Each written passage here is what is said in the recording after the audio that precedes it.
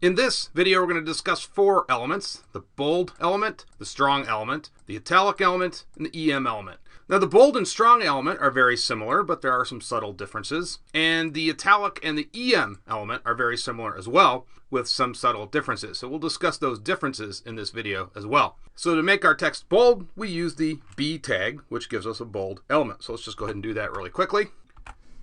And we'll just go ahead and copy and paste this over here. And of course, we need to close this out now. So let's go ahead and save this. Let's hit refresh. And there you can see we've got our bold text. Now let's go ahead and create a strong element. And you guessed it, the name of the tag is strong. And then let's just go ahead and copy and paste this as well over here to close it out.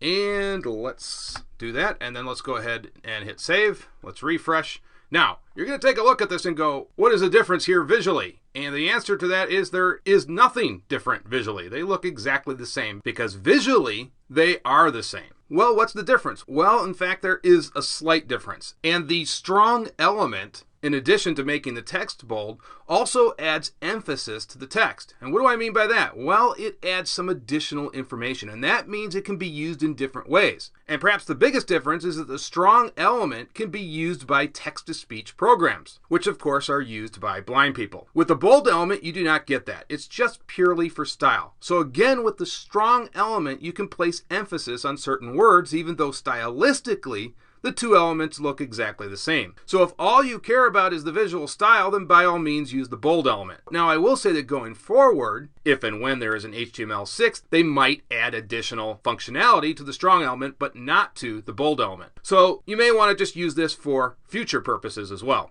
Now the italic and EM element have the same relationship. Basically, the EM element also adds emphasis in the way the strong element does, and it can be read by text-to-speech programs, which again are used by blind people. But let's go ahead and put both of these elements in now. So we'll just do that.